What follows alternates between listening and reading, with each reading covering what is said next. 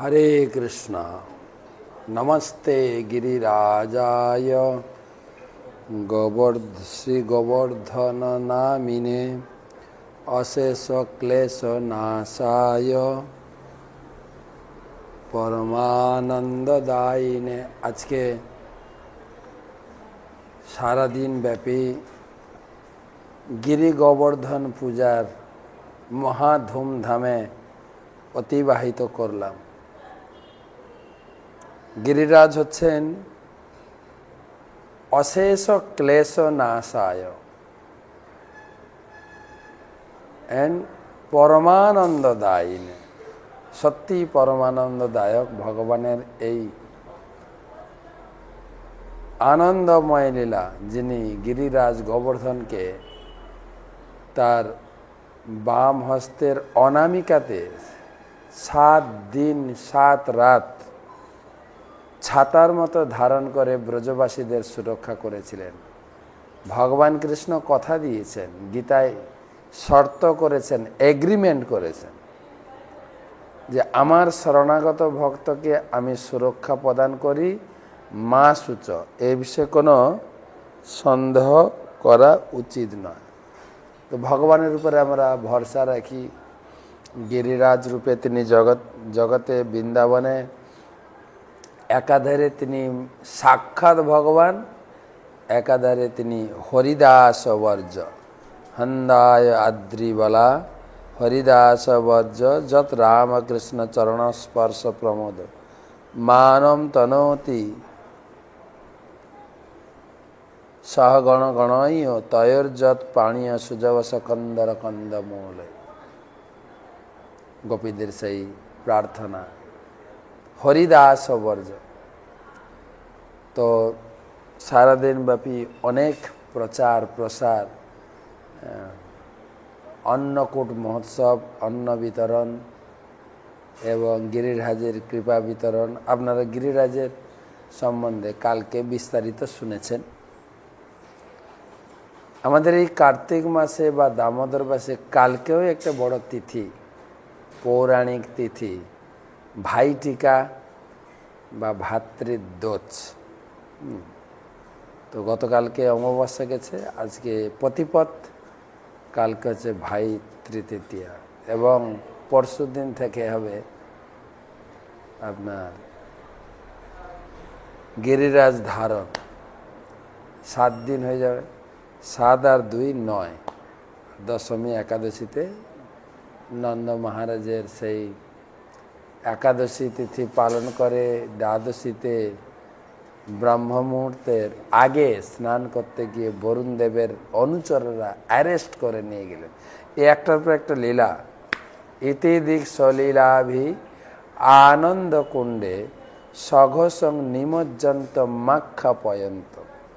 ভগবানের অনন্ত লীলা, আনন্দময় লীলা সারা বৃন্দাবনবাসীকে আনন্দের সমুদ্রে নিমজ্জিত করেছিলেন। তো সেই রকম একটা তিথি হচ্ছে আমাদের পুণ্য, অতি পবিত্র এবং পাবন তিথি ভাতৃদ্বিতীয়া। দামোদর মাসে শুক্লপক্ষের দ্বিতীয়া তিথি এবং যুগ যুগ ধরে এই তিথি পালন করে আসছেন। ভাইয়ের কপালে দিলাম ফোঁটা, জমের দুয়ারে পড়ুক কাঁটা, যমুনা দেয় ভাইকে ফোঁটা, আমি দিই আমার ভাইকে ফোঁটা। যমুনার হাতে ফোঁটা খেয়ে জম হয়েছে অমর, আমার হাতে ফোঁটা খেয়ে আমার ভাইও হোক অমর।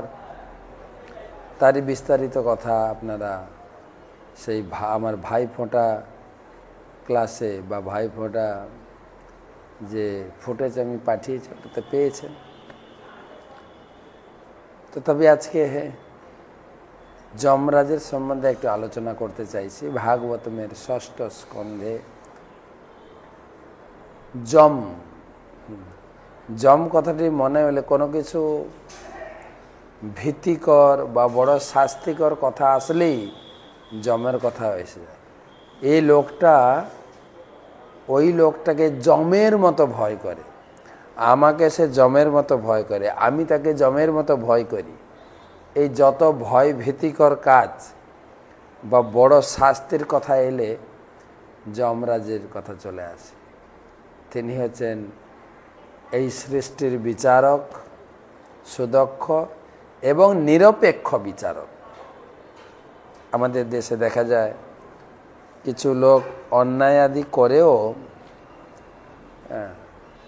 টাকা পয়সা বা লোকবল, জনবল, অর্থবলের দ্বারা সেই পাপ কার্য থেকে, অন্যায় কার্য থেকে মুক্ত হয়ে যেতে পারে।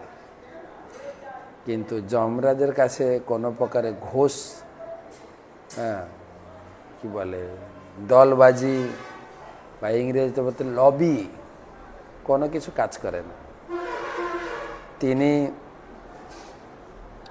প্রত্যেক ব্যক্তির কাছে তিনি 13টি সিসি ক্যামেরা লাগিয়ে রেখেছেন। এর প্রসঙ্গ অনেক ষষ্ঠ স্কন্ধে আলোচনা হয়েছে যে অজামিল ছিলেন ব্রাহ্মণ ঘরের সন্তান, কিন্তু দুঃসঙ্গ, ব্যবসা সঙ্গর ফলে তার ব্রাহ্মণত্ব খলিত হয় বা পতিত হয়।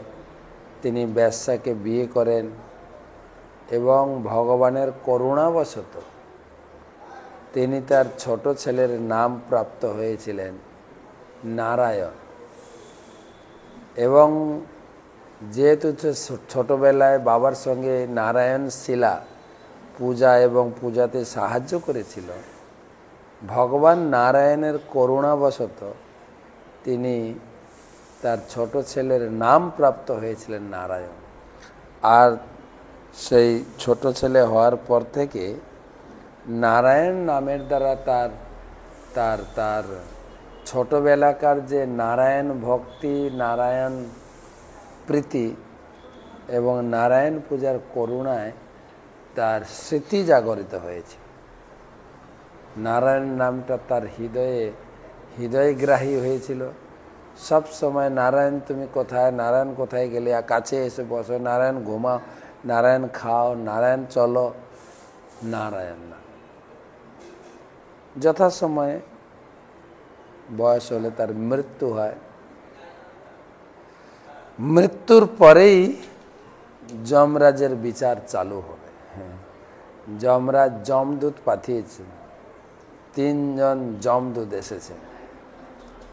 আর যেহেতু শেষ নিঃশ্বাসের সময় সে ভগবান নারায়ণের নাম উচ্চারণ করে, যদিও পুত্রকে ইঙ্গিত করে ডাকতে ডাকতে মারা গেছিলেন, নারায়ণ তুমি কোথায়, তাই 4 জন বিষ্ণুদূত এসেছিলেন। সেই যে এপিসোড, তাদের মধ্যে কি আলোচনা, কি দ্বন্দ্ব এবং উভয়ের শক্তির প্রাধান্যতা প্রদান করে কারা জিতলেন,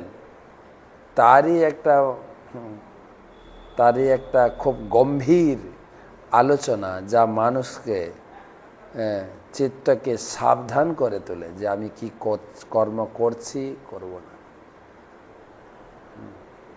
এটাই সাবধানতা। তো বিষ্ণুদূত যমদূতের মধ্যে বাঘ বিতণ্ডা, তর্কযুদ্ধ। যমদূতেরা অজামিলের আত্মাকে যমপাশ দিয়ে বেঁধে ফেলেছেন, নিয়ে যাবেন। হঠাৎ 4 জন বিষ্ণুদূত এসে সেই যমপাশ দড়িকে ছেদন করে দিলেন। এতদিন পর্যন্ত যমরাজের যমদূতদের কাজে কেউ বাধা দেননি, বাধা দেওয়ার সাহসই নেই। তারা মনে করতেন আমরা একজন বিখ্যাত ব্যক্তি এবং সর্বশ্রেষ্ঠ ব্যক্তি, যার আইন, যার নির্দেশ কেউ অমান্য করতে পারে না, তার আমরা সেবা করছি। কোথাও কোনো জায়গায় হেরে আসেননি, কিন্তু এখানে পরাস্ত। দেখতে 4 জন বিষ্ণুদূত অত্যন্ত সুন্দর। কে আপনারা? কেন এই পাপির পক্ষ নিচ্ছেন? আমরা তাকে নিয়ে যাচ্ছি আমাদের মেন অফিস নরকে। আমাদের প্রভু যম তার সংশোধনের জন্য, তার জীবনকে সঠিক পথে, সঠিক মার্গে, সঠিক চিন্তায়, সঠিক গতিতে পৌঁছানোর জন্য যম তাকে শোধন করবে। আমরা সেই কার্যব্রতী, আপনার কেন বাধা দিচ্ছে? তখন বিষ্ণুদূত বললেন, এই যে পাপ করেছে, কিসের ভিত্তিতে বিচার হবে? তার কোনো প্রমাণ আছে নাকি? কত পাপ করেছে, কত পুণ্য করেছে, কিসের ভিত্তিতে?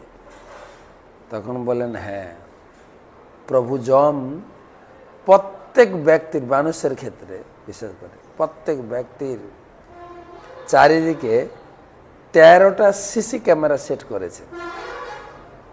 সূর্য, অগ্নি, যম, খং মরুদ্দেব সোম সন্ধ্যা অনিদিশম কং ক স্বয়ং ধর্ম ইতি হেত দেহস সাক্ষী।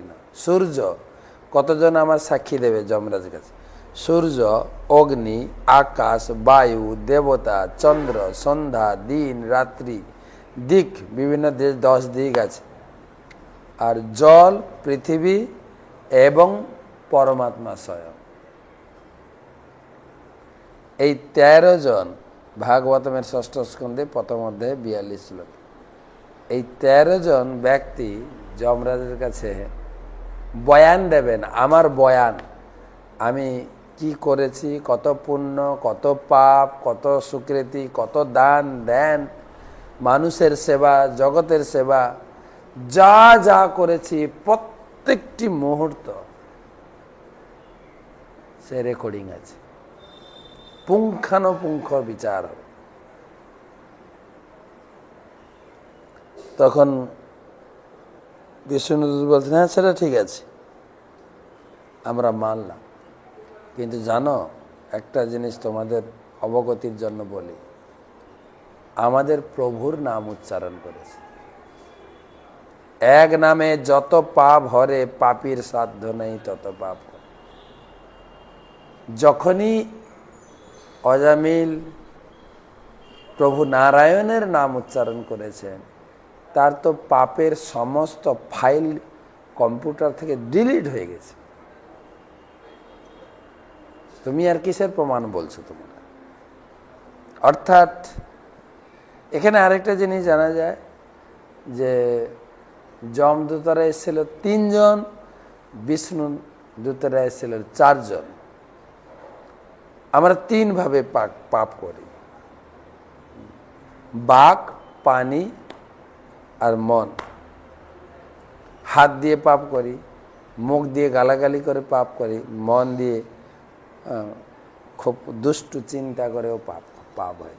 3 জন যমদূত, আর যেহেতু নারায়ণ 4টা অক্ষর আছে, না, রা, অ, ন, 4 জন বিষ্ণুদূত এসেছে। জানি না আমরা কৃষ্ণ ভক্ত, গৌর ভক্ত, হয়তো 2 জন বিষ্ণুদূত আসবে, তারা 1 জন আসুক, 2 জন আসুক, 4 জন আসুক, তাদের অপরিমিত অসীম অদ্ভুত শক্তির মাধ্যমে আপনাকে ভগবানের চরণে পৌঁছে দেবে। বিভিন্ন কাহিনী দেখা যায় তাদের কার্যকলাপ, বিষ্ণুদূত এবং যমদূত, ভাগবতমে 6ষ্ঠ স্কন্ধে। যমদূতরা বিফল মনোরথ হয়ে, অপমানিত হয়ে তারা ফিরলেন তাদের অফিসে। অফিসার ইনচার্জ, ডাইরেক্টর যমরাজের কাছে তাদের ধর্ণা, আমরা আর আপনার চাকরি করব না, আমাদেরকে রেহাই দিন। বলছে, কেন? যা একটা বিপদে পড়েছিলাম, অজামিল বলে একটা লোক মারা গেছিল, আমরা আনতে গেছিলাম, 4 জন বিষ্ণুদূত এসে আমাদের পরাস্ত করেছে। এই অপমান কি করে সহ্য করা যায়? তখন যমরাজ বুঝতে পেরেছেন ভগবানের নামের যে এত শক্তি, এক নামে যত পাপ হরে, পাপীর সাধ্য নাই তত পাপ। অজামিল প্রচুর পাপ করেছেন, কিন্তু একবার নাম উচ্চারণে পুরো ফাইল ডিলিট, স্ক্যান হয়ে গেছে, শরীরে পাপ নেই, তো সে তো ভজন করে ভগবত ধামে পৌঁছাবে, তাকে কেন নিয়ে আসবে? এই নিয়ে ষষ্ঠ স্কন্ধে যমরাজের লেকচার কাদের প্রতি? তার অফিসারদের প্রতি, তার দূতদের প্রতি। বলছেন, আরে ধর্মতত্ত্বটা তোমরা ভালো করে জানো না। অহম মহেন্দ্র নির্যতি প্রচেতা সোম অগ্নিরীশ পবন বিরিঞ্চি আদিত্য বিশ্বে বসবথ সাধ্যা মরুদ গণা রুদ্র গণা সসিদ্ধ্যা অন্যে চ যে বিশ্ব সৃজ অমরেশা ভৃগাদ বায়ুদোহ অস্পৃষ্ট রজস্তমস্কা যস্যে হিতম ন বিদুপিষ্ট মায়া সত্য প্রধান অপি কিম ততন্যে। যে যমরাজ বললেন, দেখো যমদূতরা ভাবতো যে যমরাজই সব, কিন্তু যমরাজ তার দূতদের বলছেন, আমরা রজ্জুবদ্ধ বলদের মতো আমরা ঘুরপাক খাচ্ছি। অহম মহেন্দ্র, আমি ইন্দ্র, প্রচেতা, সোম, অগ্নি, পবন, বিরিঞ্চি। বিরিঞ্চি মানে ব্রহ্মা সহ সবাই আমরা। গেটের কাছে না বসে এদিকে বসেন, তো সবাই আমরা তার নাগালের দাস।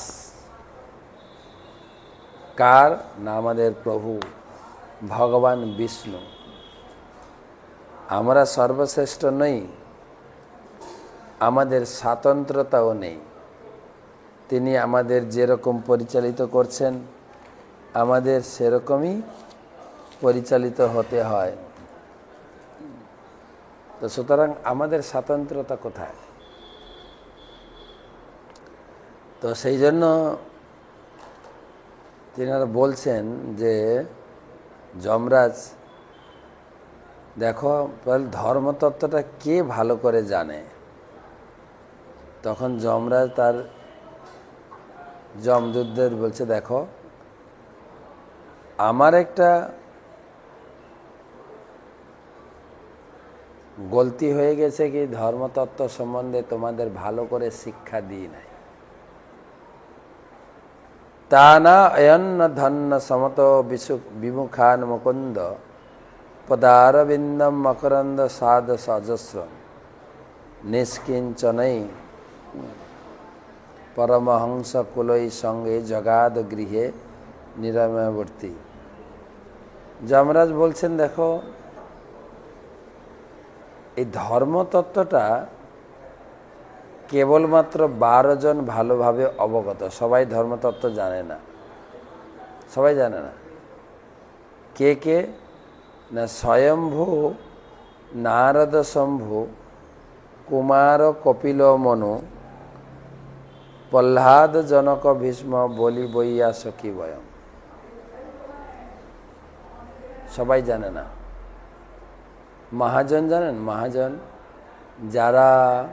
যাদের কাছে প্রচুর টাকা পয়সা আছে, তারা সাধারণ লোককে টাকা পয়সা ধার বা লোন দিয়ে সুদ খাটায়।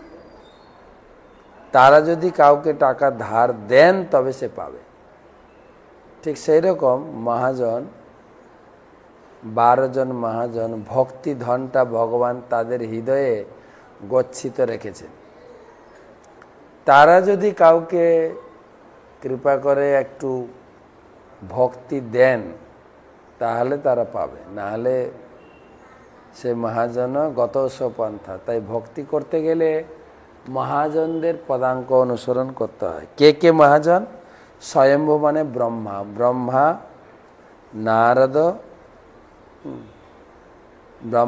নারদ শিব চতুর্কুমার কপিল স্বয়ম্ভু প্রহ্লাদ মহারাজ জনক মহারাজ ভীষ্মদেব বলি মহারাজ সুখদেব গোস্বামী এবং আমি যমরাজ, আমরা 12 জন ভালো করে ধর্মতত্ত্বটা জানি। দ্বাদৈ সেতে বিজানিম ধর্মম ভাগবতং ভটা গুহ্যম বিশুদ্ধম দুর্বোধম যম জ্ঞাতা অমৃতম অশ্নুতে।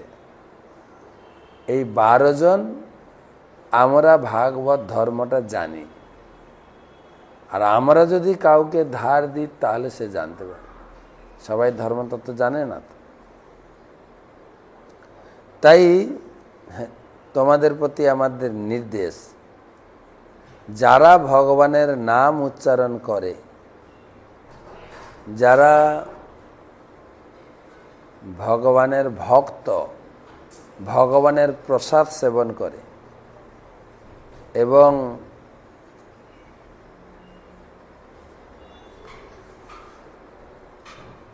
ते देव सिद्ध्य परिगीत पवित्र गाथा जे साधव समदृश भगवत प्रपन्या तंग न पसीदत हरेर गदयाभिगुप्तान नैसां वयम न च वय प्रभवाम दंडे।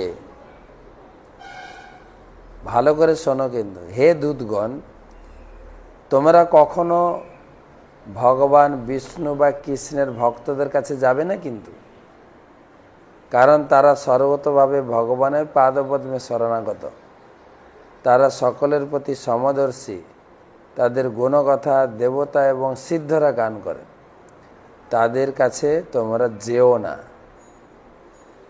ভগবানের গদা সর্বতভাবে তাদের রক্ষা করেন। ব্রহ্মা আদি কাল পর্যন্ত কিছু করতে, আমি তো কিছুই করতে পারবো না, অসম্ভব। তো প্লিজ, যারা ভগবানের নাম করে তাদের কাছে তোমরা যাবে না। তো কাদের কাছে যাব? যাবে না বুঝলাম, যারা বিষ্ণু ভক্ত, তিলক পরে, গলায় মালা পরে, হরি নাম করে, হরি কথা আস্বাদন করে, হরি প্রসাদ খায়, তাদের কাছে যাবে না। কাদের কাছে যাবে? তানা ময়ম অধ্যশত বিমুখান মুকুন্দ পদারবিন্দ মকরন্দ মকরন্দ রসাদ অজস্রম নিষ্কিঞ্চনৈ পরমহংস কুলৈর সঙ্গৈ জুষ্টাদ গৃহে নিরয় বর্তমনি বদ্ধ তৃষ্ণান। পরমহংস বলে সবাই যদি তিলক পরে, মালা পরে, সবাই ভক্ত না, কিন্তু কারা, কাদের গুরুত্ব না, যাদের ভগবানের প্রতি আসক্ত হয়েছেন এবং জড় সুখের প্রতি তাদের বিন্দু মাত্র আসক্তি নেই। ভগবানের কথা, ভগবানের নামামৃত যে যারা অত্যন্ত আনন্দ আস্বাদন করেন, তাদেরকে আনবে না আমার কাছে, তাদেরকে আমার কাছে আনবে না। তো কাদেরকে আনবে না? যারা ভগবানের কথা শোনে না, ভগবানের নাম জপ করে না, তাদেরকে নিয়ে চলে আসবে আমার কাছে। তাদেরকে আমি যৎপরণাস্তি শাস্তি প্রদান করব। পরিষ্কার করে আরো বলছেন, জিভান ব্যক্তি ভগবত গুণনাম ধেয়ম চেতশ্চ ন স্মরতি তৎচরণারবিন্দম কৃষ্ণায়ন নমতি যৎশির একাদপি তা নাময়ম অর্ধ অসতকৃত বিষ্ণু কেত্যান। যার মুখে কোনোদিন ভগবানের নাম উচ্চারণ হয়নি এবং যিনি কখনো ভগবানের গুণ কথামৃত শ্রবণ করেনি, কখনো হৃদয়ে ভগবানকে স্মরণ করেনি এবং কখনো ভগবানের চরণে মাথা নত করেনি। এখন তো হিন্দু ধর্মের লোকেরা ভগবানের চরণে মাথা নত করে না, তো এরকম প্রণাম করে। এই সবগুলোকে নরকে যেতে হবে, ভাগবতমে লেখা আছে। ভগবানকে মাথা ঠুকিয়ে প্রণাম করুন। আমার এই কথা আলোচনা করার উদ্দেশ্য হচ্ছে, কালকে কিন্তু যম দ্বিতীয়া থেকে, যমরাজ হাত থেকে কিভাবে আমরা মুক্তি পাব তারই আলোচনা। তা না ধয়ম, এই সমস্ত লোকদের তুমি আমার কাছে নিয়ে আসবে অবশ্যই। তো এই সুন্দর আলোচনা যমরাজ এবং যমদূতদের মধ্যে হচ্ছিল। ভাগবতমে সে কথা লেখা রয়েছে, পড়লেই বুঝতে পারবেন। ষষ্ঠ স্কন্ধ তৃতীয় অধ্যায়ের যমরাজের উপদেশ। কারণ যম হচ্ছেন ভগবানের একজন বড় ভক্ত, তাই যম যমুনার সেই কাহিনী আমি ভাতৃদ্বিতীয় ভিডিওতে ছেড়েছি, আপনারা দেখে নেবেন যে কি করলে, শুধু যে কাঁটা দিলে মানে কি বলে ফোঁটা দিলেই যমের দুয়ারে কাঁটা পড়ে যাবে তা না, কিন্তু ভাতৃতৃতীয়ার করণীয় বস্তুগুলো আমাদের করতে হবে। এটা একটা পৌরাণিক কাহিনী এবং এটা অনুমোদিত। অবশ্যই ভাইয়ের কপালে ফোঁটা দিলে ভাই বোন অবশ্যই ভগবানের কাছে পৌঁছাবে। যমরাজ তাকে ছুঁতেও পারবে না। বোনেদের দুটো দিন আছে, একটা আছে রাখি বন্ধন বা রক্ষাবন্ধন, যমরাজের হাত থেকে বাঁচিয়ে দেবে, আর একটা আছে ভাই ফোঁটা। উৎসব করুন বিধি মেনে, শাস্ত্র মেনে, না হলে কিন্তু হিতে বিপরীত হয়ে যাবে। খরচা হবে কিন্তু যমের দুয়ারে আর কাঁটা পড়বে না। ভাই বোন আপনারা মাংস মাছকে কাঁটা চিবিয়ে খেয়ে ফেলছেন, শুধু ভাই যাবে না, আপনিও যাবেন, দিদিও, বোন যাবে, পরিবারের সবাই নরকে যেতে হবে। যমরাজ এখানে তা ব্যক্ত করেছেন। তো যমরাজের অমোঘ বিচার, সেই বিচারের কোনো প্রকারের লবি বা কোনো প্রকারের ঘুষে চলে না। একদম নিরপেক্ষ, স্বতঃস্ফূর্ত এবং আইন মেনে প্রমাণ সহ বিচার হবে। ভালো করে করুন কালকে। কেবল সব কিছু কাজ ভগবানের সঙ্গে জুড়তে হবে আপনাকে। ভগবানের প্রসাদী চন্দন দিয়ে ভাইকে ফোঁটা দেবেন, ভগবানের প্রসাদী আরতি এবং ভগবানকে অর্পিত মিষ্টি প্রসাদ বা ভগবানের প্রসাদ দিয়ে ভাইকে খাওয়াতে হবে। মাংস প্রসাদ, মাছ প্রসাদ ওটা লিখে নেই, তো এটা সাবধান হতে হবে আপনাকে। তাই একদিন আগে আমরা আলোচনা করলাম ভাই দোজ, বিস্তারিত আমার সেই ভিডিওতে পাবেন। তো আমরা এখন একটু ভাগবতমের পঞ্চম স্কন্ধ, যেটা আমাদের ধারাবাহিক আলোচনা চলছে, যে পাতাল লোকের বর্ণনা প্রসঙ্গে আমরা 20 শ্লোক পর্যন্ত পড়েছি। আজকে আলোচনা হবে 21 নম্বর শ্লোক থেকে।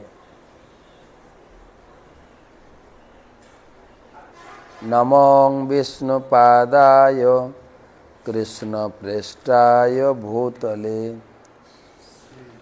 শ্রীমতে ভক্তিবেদান্ত স্বামিনিতি নামিনে নমস্তে সারস্বতে দেবে গৌরবাণী প্রচারিণে নির্বিশেষ শূন্যবাদী পাশ্চাত্য দেশতারিণে।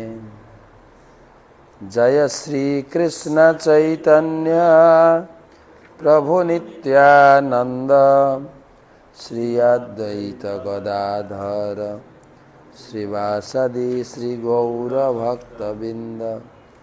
হরে কৃষ্ণ কৃষ্ণ কৃষ্ণ হরে হরে, হরে রাম রাম রাম হরে হরে। ত্বমাদিদেবং করুণানিধানম ত্বমালবর্ণম সহিতাবতারম অপার সংসার সমুদ্র সেতুম ভজামহে ভাগবত স্বরূপম। গ্রন্থরাজ শ্রীমদ্ ভাগবতম পঞ্চম স্কন্ধ চতুর্বিংশতি অধ্যায়। যদিও 20 শ্লোকটা পড়া হয়েছে, আরেকবার পড়ব। 20 থেকে আলোচনা। নমঃ বিষ্ণুপাদায় কৃষ্ণপ্রেষ্টায় ভূতলে শ্রীমতে জয়পতাকা স্বামিনিতি নামিনে নমঃ আচার্যপাদায় নিতাই কৃপা প্রদায়িনে গৌরকথা ধামদায় নগর গ্রাম তারিণে। 20 বিংশতি শ্লোক যস্য হবাব ক্ষুদ পতন প্রক্ষল নাদিষু বিবশ শক্যতে নামভিগৃণন পুরুষ কর্মবন্ধন মঞ্জসা বিধুনতি যস্য হইব প্রতিধাবনম মুকুন্দ বহ নাথৈব প্রলভন্তে। অনুবাদ: কেউ যদি ক্ষুধা, পতন, খলন আদির মাধ্যমে ব্যাকুল হয়ে অনিচ্ছা সত্ত্বেও একবার মাত্র ভগবানের নাম উচ্চারণ করেন, তাহলে তিনি দুর্বার কর্মবন্ধন থেকে অনায়াসে মুক্তপ্রাপ্ত হন। সেই মুক্তি লাভের জন্যই মুক্তিকামীরা কর্মফলস্বরূপ সংসার বন্ধন ছেদন করার জন্য অষ্টাঙ্গ যোগ আদি নানা প্রকার ক্লেশ স্বীকার করে। তো আমাদের সেই অজামিলের কাহিনীর সঙ্গে অনেকটাই সংযুক্ত। বলছেন যে কোনোভাবে হোক এই যমরাজের হাত থেকে মুক্তি হতে গেলে ভগবানের নাম উচ্চারণ, যমও ভগবানের নামকে ভয় করে যে কোনো পরিস্থিতি। কেহ বলে নাম হইতে হয় পাপ ক্ষয়, কেহ বলে নাম হইতে জীবের মোক্ষ হয়। নাম মুক্তি স্বয়ং মুকুতাঞ্জলি সেবতে আসমান। ভগবানের নাম চৈতন্য মহাপ্রভু দিয়ে গেছেন, সহজ সরল সাধন। বর্তমান সময়ে কলিযুগে আমাদের চেতনা, আমাদের বিচার বোধ সব কিছু হারিয়ে ফেলেছি। কোনটা ভালো কোনটা মন্দ নিজের মন গড়া কিছু কাজ নিয়ে আমরা ব্যস্ত আছি। সত্যযুগে ছিল ধ্যান, 1,00,000 বছর লোকে বাঁচত।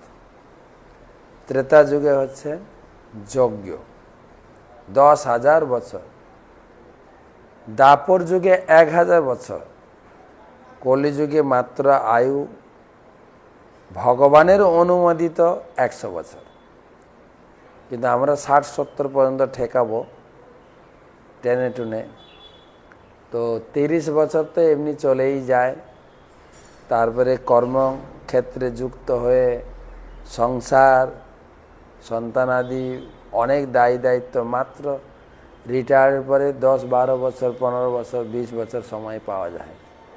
তার ভিতরে ভজন কমপ্লিট করতে হয়। মহাপ্রভু বললেন সহজ সাধন হচ্ছে হরিনাম করো, ইহা হইতে সর্বসিদ্ধি হইবে সবার। সেই সত্যযুগের 1,00,000 বছরের ধ্যান কেবল বাড়িতে হরিনাম করে পেয়ে যাব। এতটাই সহজ সরল সুলভ মহাপ্রভু করেছেন। কিন্তু আমাদের নামের অতি কোথায়? নামের রুচি কোথায়? শুধু বাধ্য হয়ে 16 মালা জপ করতে হয়, করছি। কিন্তু ইস্কনে আসার আগে থেকেও আমরা শুনেছি, যেই নাম সেই কৃষ্ণ ভজ নিষ্ঠা করি। বসে এক জায়গায় মন ধ্যান দিয়ে 16 মালা জপ করে নেওয়া, সেটা হচ্ছে কথা। কিন্তু এখানেও সেই একই কথা সুখদেব গোস্বামী বলছেন যে কেবলমাত্র নাম জপ করার মাধ্যমে, নামের আশ্রয়ের মাধ্যমে নিজেকে পতন থেকে রক্ষা করতে পারে। এটা বহু দৃষ্টান্ত আদি রয়েছে। কেবল নাম, নামের কাছে সব কিছু। এবং এই নামের বিভিন্ন স্তর আছে। শুদ্ধ নাম, অপরাধ মুক্ত নাম, অপরাধযুক্ত নাম, নামাভাস। তো অজামিলের কাহিনীর মাধ্যমে নামাভাসের প্রমাণ দিয়েছেন।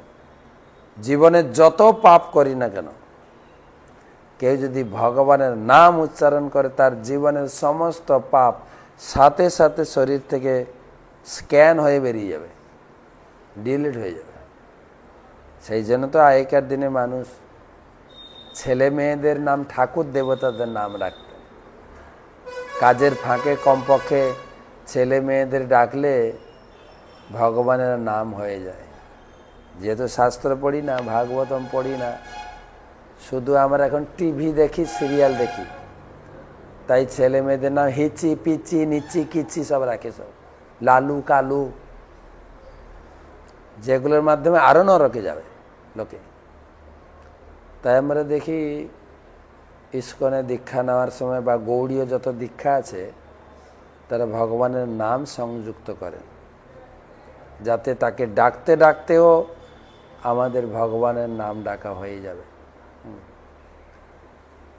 ছিল পচা, নাম ছিল পচা ঘোষ, গুরুমার নাম দিয়েছেন পঞ্চানন গৌর দাস। উদ্ধার হবে না বলুন তো? সেও উদ্ধার হবে, তাকে যে ডাকবে সে উদ্ধার। নামের মাহাত্ম্য। তদ ভক্তা নাম আত্মবতাম সর্বে সতাত্মনাত্মন আত্মতয়ৈব। সকলের হৃদয়ে পরমাত্মা রূপে বিরাজমান পরমেশ্বর ভগবান নারদ মুনির মতো ভক্তদের কাছে নিজেকে বিক্রি করে দেন। অর্থাৎ ভগবানের প্রতি যারা শুদ্ধ প্রেম পরায়ণ, ভগবান সেই সমস্ত ভক্তদের শুদ্ধ প্রেম দান করেন। সনকাদি আত্মজ্ঞানীদের তিনি পরমাত্মা স্বরূপ উপলব্ধির চিন্ময় আনন্দ প্রদান করেছেন। ভগবান হচ্ছেন ভাবগ্রাহী জনার্দন, তার কাছে যে যা চাইবেন অবশ্যই পাবেন, কিন্তু চাওয়া পাওয়ার ব্যাপারে সাবধান থাকতে হবে। এই কার্তিক মাসে ভগবানকে চাইতে হয়, লিখেছে না, বরম দেব মোক্ষনম মোক্ষবধিং বা নচা নং বৃণে অহম বরেশাদপিহ ইদন্তে বপূর্ণাথ গোপাল বালম সদা মে মনস্যাবিরাস্তম কি মন। এর উপরে 3খানা ক্লাস হয়েছে আমাদের। ভগবানের কাছে কি চাইবেন কি চাইবেন না। তো এখানে সুখদেব গোস্বামী বলছেন কেবল ভক্তি চাইবেন। তবে দামোদর মাসে ভগবানের কাছে টাকা পয়সা ঘর বাড়ি চাকরি যা চাইলো পাবেন কেবল ভক্তি, আর কিছু না, অন্য কিছু দেন না ভগবান। এই মাসে অ্যাটলিস্ট পাবেন না। ন বৈ ভগবত নুনম মনুষ্যানু জগ্রাহ যদুত পরমাত্মানু অনুস্মৃতি মোশনম মায়াময় ভগৈশ্বর্য মেবা তনুতেতি। ভগবান বলি মহারাজকে জড় সুখ ও ঐশ্বর্য প্রদান করে তার প্রতি কৃপা প্রদর্শন করেননি, কারণ ভগৈশ্বর্যের ফলে জীবের ভগবানের প্রতি স্মৃতি ভুলে যায়। এই ঐশ্বর্যের ফলে মনকে ভগবানের শ্রীপাদপদ্মে একাগ্র করা যায় না। কারণ গীতাও বলেছেন, যারা ভোগে আসক্ত, এটা চাই ওটা চাই, তারা ভগবানকে মন দিতে পারে না, ভগবানের ভজন করতে পারে না। ও যখন রিটায়ার্ড হব, অবসর প্রাপ্ত হব, তখন করব। কিন্তু বলা হয় যা হয় না নয়ে হবে না কো 90 হে। যদি ছোটবেলায় পড়াশোনা শেখানো না হয়, ছোটবেলা থেকে হাতে খড়ি দিয়ে পড়াশোনা শেখানো হয়, সেই পড়াশোনা যদি সে না করে, তার বয়সেও তাকে পড়াশোনা শেখানো যাবে না। আমি বাড়িতে ছিলাম প্রায় 30-35 বছর আগে। তখন কমিউনিস্ট গভর্নমেন্ট ভারতে, বিশেষ করে বাংলায় সিপিএম, তারা চালু করেছিল সবাইকে শিক্ষিত হতে হবে, সাক্ষরতা অভিযান, যে সবাইকে হেরিকেন দেওয়া হবে। দেওয়া হয়েছিল না হেরিকেন, কেরোসিন, সিলেট, খড়ি, কেউ যেন একজনও মূর্খ না থাকে। বর্তমান সরকার তো বর্তমান সবাইকে মূর্খ বানাচ্ছে। পড়াশোনা করো না করো তোমাকে তুলে দেওয়া হবে, অটো পাস, কোনো ক্লাসে আটকানো যাবে না। কিন্তু এই সরকারের আইন, বলা যায় বুদ্ধ সরকার, ঠিক আছে, আইন। হ্যাঁ, পড়ো না পড়ো তুমি পাস, সার্টিফিকেটটা নিয়ে যাবে, তুমি 10 পাস 12 পাস, ভালো বউ পাবে, ভালো বর পাবে। কেন? শিক্ষিত ছেলে মেয়ে, কিন্তু চাকরি পাবে না, পড়াশোনা নেই তো। কিন্তু কমিউনিস্ট সরকার করেছিল একবার, সবার বাড়ি বাড়ি, যার বাড়িতে যত বয়স্ক লোক আছে, হেরিকেন দেওয়া হবে, কেরোসিন দেওয়া হবে, সিলেট দেওয়া হবে, খড়ি দেওয়া হবে। পড়েছে কি গো? না, মোটেই না। শুধু কেরোসিন আর হেরিকেনগুলো নিয়েছে, নাতিদের দিয়েছে সিলেট খড়ি। যা হয় না নয়ে তা হবে না কো 90 হে। ছোট থেকে যদি কেউ ভজন সাধন না করে, যে রিটায়ার্ড হলে সংসার থেকে অবসর প্রাপ্ত হয়ে করব, এই কথাটা কার্যকরী নয় বা কোথাও লেখা নেই। তো এখানে বলছেন যারা জড় সুখে আসক্ত তারা ভগবানের মনকে স্থির করতে পারেন না। যত্তদ ভগবতদাধিত্য পায়েন যাচ্যা ছলন প্রহিত শরীর রাব শোষিত লোকত্রয় বরুণ পাশৈশ্চ সম্প্রতি মুক্ত গিরিদর্জম চাপবিধ্য ইতি হোবাচ। ভগবান যখন দেখলেন বলি মহারাজের সব কিছু নিয়ে নেওয়ার আর কোনো উপায় নেই, তখন তিনি ভিক্ষা করার ছলে তার শরীর মাত্র অবশিষ্ট রেখে তার কাছ থেকে ত্রিলোকের আধিপত্য অপহরণ করেছিলেন। কিন্তু ভগবান তখনও সন্তুষ্ট হননি। তিনি বলি মহারাজকে বরুণ পাশে বদ্ধ করে গিরি গহ্বরে নিক্ষেপ করেছিলেন। এইভাবে তার সর্বস্ব হরণ করে তাকে গিরি গহ্বরে নিক্ষেপ করা হলেও মহারাজ এমনই মহান ভক্ত ছিলেন, তিনি বলেছিলেন, বলি মহারাজ কি প্রার্থনা করেছিলেন ভগবানের কাছে, সেই আলোচনা আমরা কালকে করব। কালকে তো হবে না, কালকে মানে বৃহস্পতিবার, ঠিক আছে। কালকে চৈতন্য সুধা মাধুরী, আবার আসবো শুক্রবার দিন আলোচনা, শুক্র শনি দুদিন আলোচনা হবে, রবিবার টকশো। এবারে টকশো সম্ভবত ভীষ্ম পঞ্চক কীভাবে করবেন, কি করবেন না, কি চিন্তা করবেন, কতটুকু ফল খাবেন, কোন ফল খাবেন কোন ফল খাবেন না, বিস্তারিত সানডে টকশো। তো আজকে আমরা এই পর্যন্ত আলোচনা করলাম। বলি মহারাজ তিনি পাতালে, অতল বিতল সুতল লোকে বিশাল ঐশ্বর্য প্রাপ্ত হয়েছেন, তিনি রাজত্ব করছেন। আর তার গেটে ভগবান বিষ্ণু বামন রূপ হয়ে গেটে পাহারা দিচ্ছেন। কেন না, বলি মহারাজ তিনি জীবনের সব কিছু ভগবানের চরণে সমর্পণ করেছিলেন। সে কাহিনী তো বিস্তারিত আলোচনা হবে পরে অষ্টম স্কন্ধে। সেই জন্য বাইরের লোক বলে সব কিছু ভগবানকে দেওয়াটা উচিত নয়। কেন না, একটা কথা আছে না, অতি দর্পে হত লঙ্কা। লঙ্কার তার অত্যন্ত দর্প হয়ে গেছিল, লঙ্কা হত হয়েছে, রাবণের খুব দর্প হয়েছে। অতি দর্পে হত লঙ্কা অতি মানে চ কৌরবা, কৌরবরা অত্যন্ত মানি হয়ে গেছিল, সেটাও হত হয়েছে। অতি দানে বলিবদ্ধ, বলি মহারাজ সব দিয়েছিলেন ভগবানকে। ভগবান তাকে গরুর পাশ দিয়ে বেঁধেছিলেন।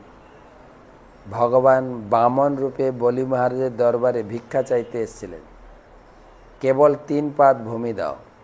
বলি মহারাজ বলছে, আরে ছোট্ট ব্রাহ্মণ বালক, আমি কি দিতে পারি তুমি জানো? তুমি আমার কাছে অন্য জিনিস চাও। বলছে না, ওইটুকুই লাগবে। তখন ভগবান বামন, ছোট্ট শিশু